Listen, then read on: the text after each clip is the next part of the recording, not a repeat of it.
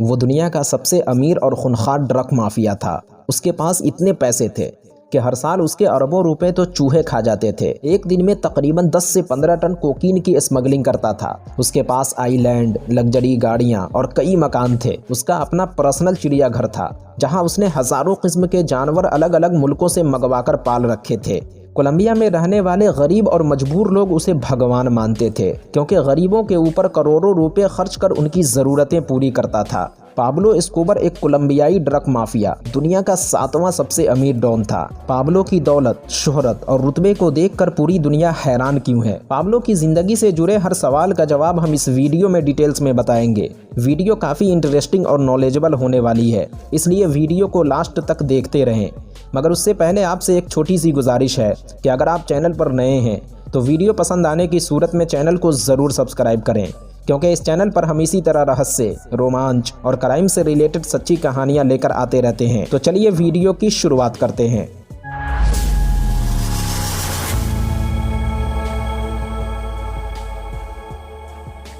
दुनिया में एक से बढ़कर एक अंडरवर्ल्ड डॉन हुए और आगे भी होते रहेंगे, लेकिन इस डॉन की कहानी दुनिया के बाकी दूसरे डॉन से बिल्कुल अलग है। हर साल दुनिया के अमीर तरीन लोगों की लिस्ट बनाने वाली फोर्ब्स मैगजीन ने 1999 में पाब्लो एस्कोबर को दुनिया का 7वां सबसे अमीर शख्स बताया था। 1999 में फोर्ब्स मैगजीन ने एस्कोबार को $30 बिलियन यानी आज के हिसाब से 16 खरब रुपए का मालिक बताया था। पाब्लो एस्कोबर को कोकीन का लॉर्ड कहा जाता था। दुनिया के अलग अलग मुल्कों में 80% कोकीन की सप्लाई करता था। एक दिन में 15-15 टन से ज़्यादा कोकीन की सप्लाई कर देता था, जिससे एक दिन यानी सिर्फ 24 घंटे में 400 करोड़ रुपए कमा लेता था। सारी कमाई 2 नंबर की थी, इसलिए वो कभी बैंक में पैसे नहीं रखता। पैसे रखने के लिए उसने कई बड़े बड़े गोदाम बनवा रखे थे। उसके करोड़ों डॉलर हर साल तो चूहे कुतर देते थे। गोदामों में जगह कम पड़ जाने पर वो जमीन खोद कर पैसे रखता था। पाब्लो एस्कोबर को खुद भी नहीं पता था कि उसके कितने पैसे कहाँ रखे हैं। नोटों की गद्दी में लगाने के लिए हर महीने वो $1000 के रबर बैंड खरीदता था। इतना ही नहीं, एक बार वो कहीं सफ़र पर गया। ठंड का मौसम होने की वजह से उसकी बेटी सर्दी से कपकपा रही थी। आग जलाने के लिए लकड़ियां वगैरह भी नहीं थी, तो उसने 13 करोड़ रुपए सिर्फ आग तापने के लिए जला दिया। दुनिया का 7वां अमीर डॉन होने के साथ साथ ये एक खूंखार अपराधी भी था। पाब्लो एस्कोबर पर 5 से 6 हजार लोगों के कत्ल का इल्जाम था। उसका सीधा सा फंडा था, रिश्वत लो या गोली खाओ। जो रिश्वत लेता बच जाता और जो नहीं लेता मारा जाता। दुनिया में इससे बड़ा ड्रग्स डीलर आज तक पैदा नहीं हुआ। दूसरे मुल्कों में कोकीन की सप्लाई के लिए उसने बाज़ाब्ता अपना प्लेन और पनडुब्बी तक खरीद लिया था। ड्रग्स की सप्लाई के लिए ये तरह तरह के तरीक़े इस्तेमाल करता था। हवाई जहाज़ के पहियों में कोकीन भरकर सप्लाई करता था। कहते हैं कि एक बार हवाई जहाज़ से कोकीन भेजने पर $5 लाख तो सिर्फ पायलट को देता था। तो खुद उसकी कमाई कितनी रही होगी, इसका अंदाज़ा लगा पाना भी मुश्किल है। इतना ही नहीं, एक बार कोकीन से भरा जहाज ये खुद उड़ाकर अमेरिका पहुंच गया। एक बार तो सिर्फ एक दिन में उसने 30,000 टन कोकीन की सप्लाई किया था। पाब्लो एस्कोबर का जन्म 1945 में कोलंबिया के रियो नेग्रो शहर के एक गरीब घराने में हुआ था। पिता बड़ी मेहनतों मशक्कत के बाद भी अपने तीनों बेटों की परवरिश सही ढंग से नहीं कर पा रहे थे। पाब्लो को एक बार स्कूल से सिर्फ इसलिए निकाल दिया गया क्योंकि उसके पास जूते नहीं थे, तो दूसरी बार फीस न भरने पर कॉलेज से निकाल दिया और आखिर गुर्बत की कैद से आज़ाद होने के लिए सिर्फ 16 साल की उम्र में उसने जुर्म का रास्ता इख्तियार कर लिया। यह ईसाइयों के कब्रिस्तान से महंगे किस्म के पत्थर चुराता, फिर तस्करों और माफियाओं से बेच देता। बैंक से पैसा निकाल कर आ रहे लोगों से छीना झपटी और चोरी उसके लिए आम बात थी। 1970 में पहली बार उसने कोलंबिया के मेडलिन शहर में रह रहे सबसे अमीर आदमी को किडनैप कर लिया, जिसके बाद उससे $1 लाख की फिरौती भी वसूल किया और ये कम उम्र का दुनिया का सबसे अमीर शख्स बन गया। चोरी और छीना झपटी के साथ साथ कोकीन और ड्रग्स डीलिंग की तरफ भी यह अपना कदम बढ़ा चुका था। 16 किलो कोकीन को लेकर मेडलिन के एक खूंखार ड्रग्स माफिया से इसका झगड़ा हुआ, मगर पाब्लो पीछे नहीं हटा। गुस्से में उसने ड्रग्स माफिया को कत्ल कर 14 किलो कोकीन लेकर फरार हो गया। पाब्लो की ज़िंदगी का ये पहला कत्ल था। पहला कत्ल करते ही बड़े बड़े ड्रग्स माफियाओं के दिल में उसकी धाक बैठ गई। खूंखार से खूंखार अपराधी भी उसे अपना गुरु मानने लगे।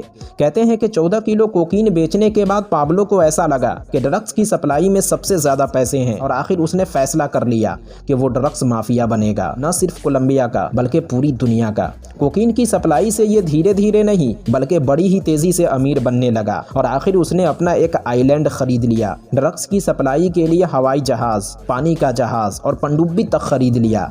हवाई जहाज़ से लेकर मछलियों के पेट में भर भर कर कोकीन की सप्लाई करने लगा। अमेरिका में कोकीन की बहुत डिमांड थी। कहते हैं कि अमेरिका की 80% कोकीन की डिमांड यह अकेले पूरी करता था। एक एक दिन में 70 से 80 टन कोकीन की सप्लाई कर देता था। एक वक्त ऐसा भी आया जब कोलंबिया में 2 शब्द बहुत मशहूर हुआ था, पलाता या पलोमो।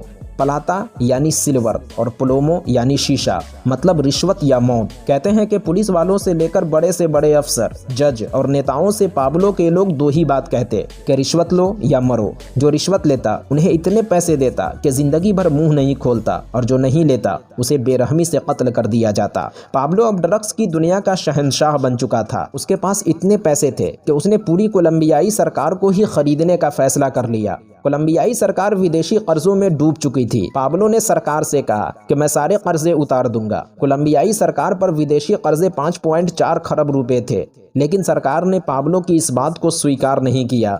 उधर अमेरिका को जब पता चला कि पाब्लो नाम का एक शख्स है जो अमेरिका में 80% ड्रग्स की सप्लाई करता है, तो अमेरिका ने पाब्लो पर कोलंबियाई सरकार द्वारा दबाव बनाना शुरू किया। चूंकि अमेरिका कोलंबिया पर हावी था, इसलिए पाब्लो को अंदर ही अंदर ये डर सताने लगा कि कोलंबियाई सरकार दबाव में आकर उसे अमेरिका न भेज दे। कोलंबिया में जिनसे खतरा था, पाब्लो ने उन सभी को खरीद लिया था। लेकिन अमेरिका के बारे में पाब्लो भी यह अच्छी तरह जान रहा था कि अमेरिकी सरकार और एजेंसियों को खरीदना इतना आसान नहीं है, और आखिर उसने पॉलिटिक्स में कदम रखकर राज्यसभा का मेंबर बन गया। पाब्लो गरीब और मजबूर लोगों का मसीहा था।